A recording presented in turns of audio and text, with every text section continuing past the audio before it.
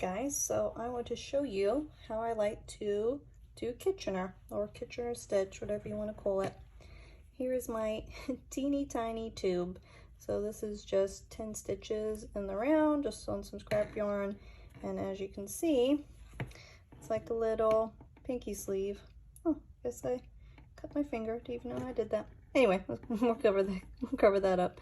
So here's my little pinky sleeve. As you can see, it's knitting around, and we need to close the top of that with Kitchener stitch.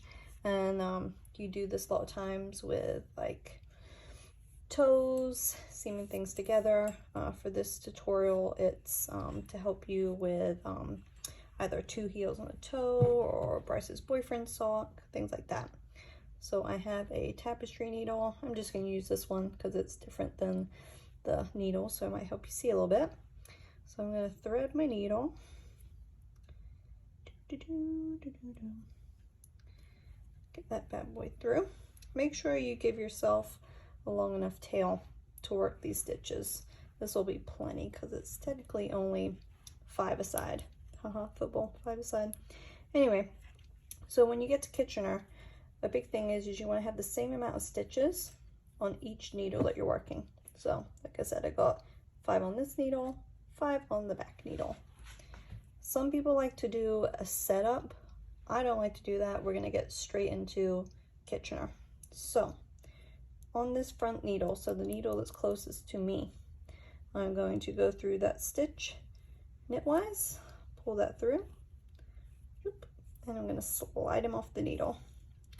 Now, where do we go? You are eventually going to have to go here, but what we need to do first is we need to go through the next stitch on this front needle purlwise. This is now starting to set up for your actual seaming together, your Kitchener in a way. So now that we've done that, we're going to go to our back needle.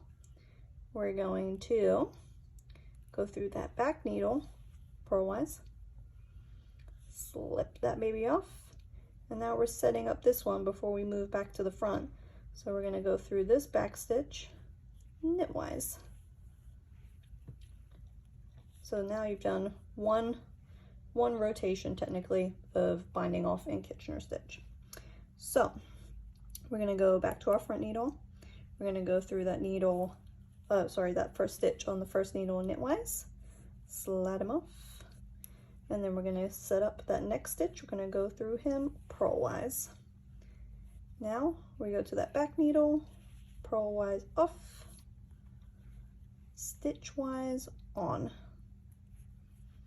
So you start to kind of see a pattern of as you go, and don't be afraid to pull that nice and snug, is that whatever stitch you end up setting up on the needle prior is the one that you're going to take off on the next one. So I went knitwise through that first needle. I'm setting this one up purlwise.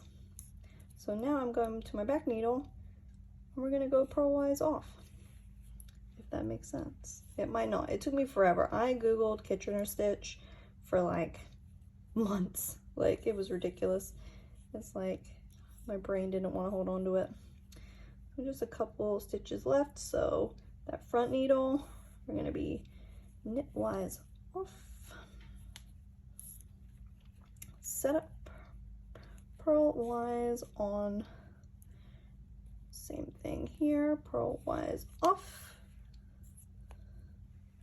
knitwise on. Technically, because you've already put your yarn, I feel like sometimes saying string is like insulting, I don't know.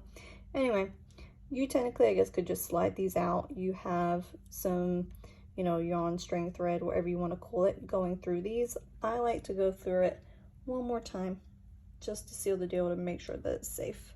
So I'm gonna go knitwise through my front needle here, and then I am going to leave it on just for a moment, and I'm going to go purlwise through the back one. Knowing that I've gone through there twice, I feel pretty confident now. Pull those suckers out. I'm going to stick my little pinky finger in here and pull that nice and tight. now you can see everything is stitched up. What you're gonna have now is this little extra, well, it's not really a flap, but it's like a tiny little bump. That's for the safety, and I just go through. So like, see these V stitches? I'm gonna go through one of those. I'm gonna go through, if I pull that down, I'm gonna go through that one. And then that will go into the inside of your sock, hat, garment, whatever it is. And then you can flip it inside out and weave your garments, haha, weave your ends in. And that is it. I have made myself a little finger hat. So there you go. That's Kitchener stitch. I hope that's helped you guys. If it hasn't, thanks for hanging in there with me. And yeah, happy knitting. Bye.